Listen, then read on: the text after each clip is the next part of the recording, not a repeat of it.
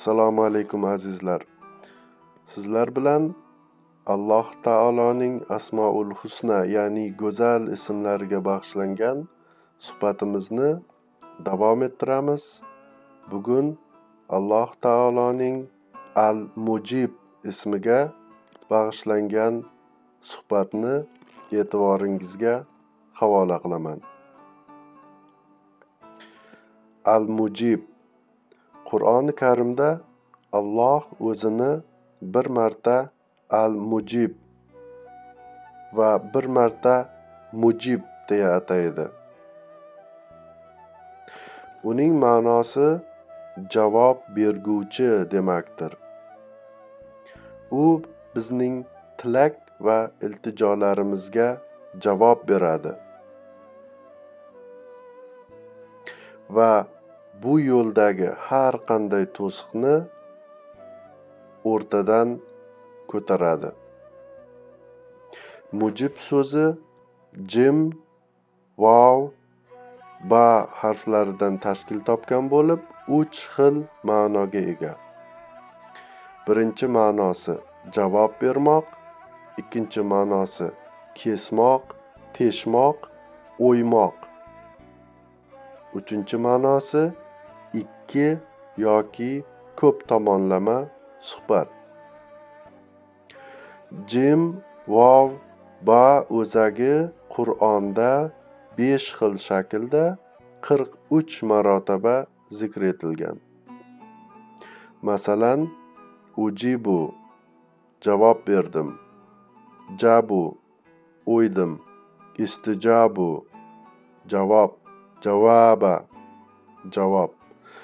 Mujib so'zi zikr qilingan oyatlar quyidagilardir. Hud surasining 61-oyati. Va Samudga birodarlari Solihni yubordik. U: ey qavmim, Allohga ibodat qiling. Siz uchun undan o'zga iloh yo'q. U sizlarni yerdan paydo qildi va unga sizni obodligi uchun qo'ydi. Bas, unga istig'for ayting, so'ngra unga tavba qiling. Albatta, Robbim yaqin va ijobat qilguvchidir, dedi. 37-sura 75-oyat. Batahqiq bizga Nuh nido qildi. Biz go'zal ijobat qilguvchimiz.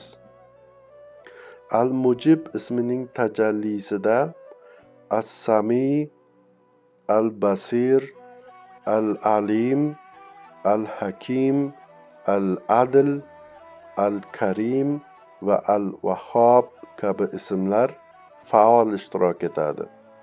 Haqqi bilan, vijdon bilan Allohdan tilak istagan kishining iltijosini yaratgan eshitib, ko'rib turadi.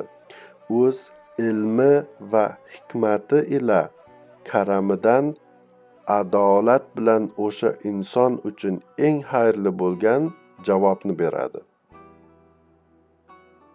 Al-Mujib duolarni shu tarzda istijob qiladi, ya'ni javoblantiradi.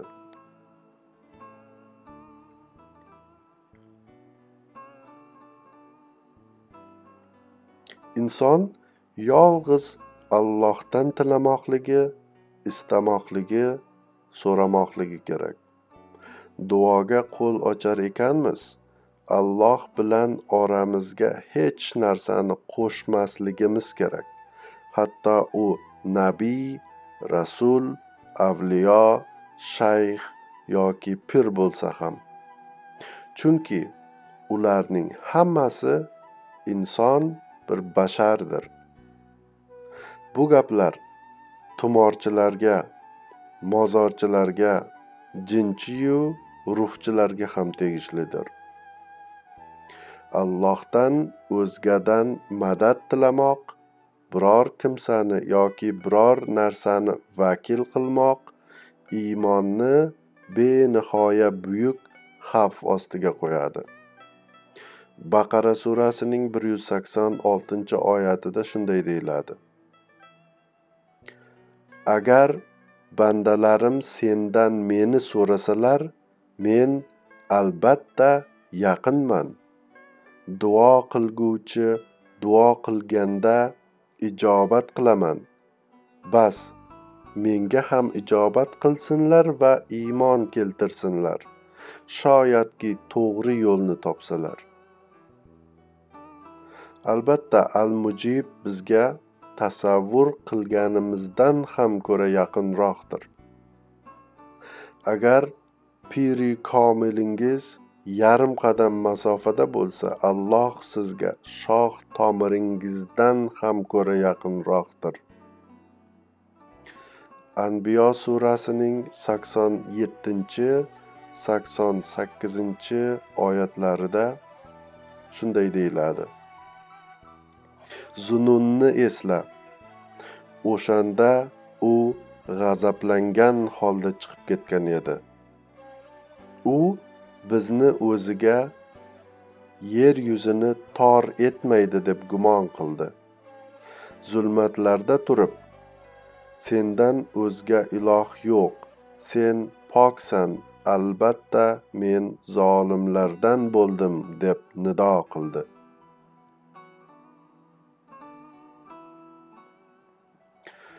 Bu yerda zunundan murod Yunus alayhissalomdir. Nun baliq degani, zunnun esa baliq egasi degani. 88-oyat.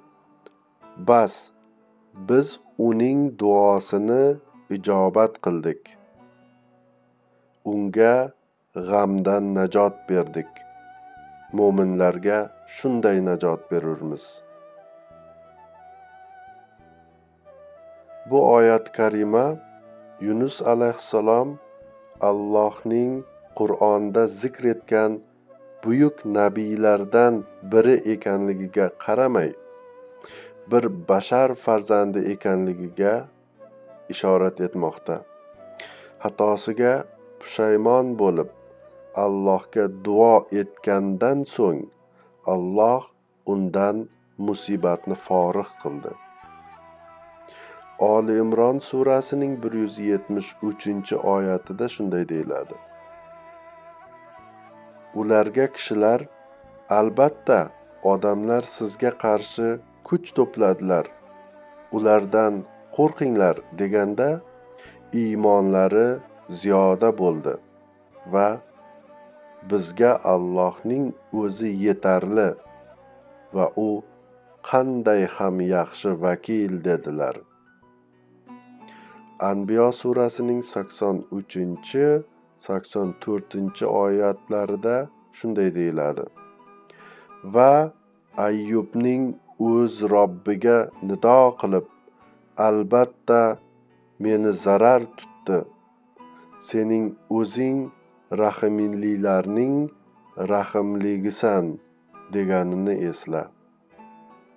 Bas, biz uning duosini istijobat qildik. Unga yetgan zararni ketkazdik. Unga ahlini misli bilan keltirib berdik. Buni o'z rahmatimiz ila va obidlarga eslatma bo'lsin deb qildik.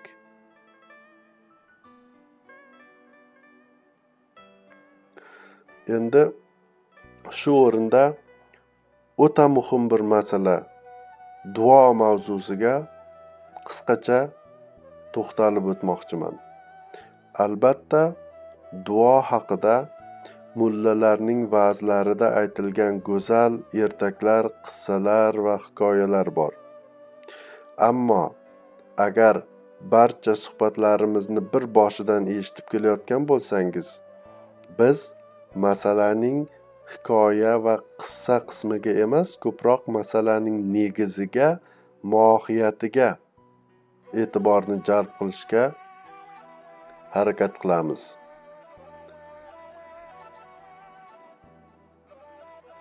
Savol: duo nima? Allohning duoni qabul qilishi real hayotda qay tarzda amalga oshadi? Duo qo'limizni ko'tarib aslida mavjud bo'lmagan, allaqaysi planetadagi kursisida o'tirgan bir ilohga iltijo qilish emas. Chunki la ilaha illalloh, iloh yo'q, yolg'iz Alloh. Va eslang, huvallohu ahad, Allohus samad. Alloh yagona. Uning tashqarisida hech qanday borliq mavjud emas. U butun borliqni qamrab olgan zotdir. Ya'ni aslida insonning har bir zarrasi Allohning ismlari va sifatlarining jilvalaridir. Demak, tashqarida iloh bo'lmagani uchun duo o'zimizga, ichimizga yo'nalib, Allohning bizga tajalli etayotgan sifatlaridan madad istamoqlikdir aslida. Ana shu tarzda bizga shoh tomirimizdan ham yaqin bo'lgan Alloh insondagi o'z ismlarining tajallilarini yanada ziyoda qilish orqali duolarga javob beradi. Aytib o'tganimizdek, duo jarayonida insondagi as-Sami, al-Basir, al-Alim, al-Hakim, al-Adl, al-Karim va al-Vahhob ismlarining tajallilari faollashadi va duo istijob bo'ladi. Aynan shu sababli zikr va duo oxiratimiz uchun benihoya o'ta muhimdir. Zikr, ya'ni Allohning ismlarini takror etish, Allohning sifatlarining har bir insondagi tajallilarining ziyodalashuviga, kuchlanishiga sabab bo'ladi.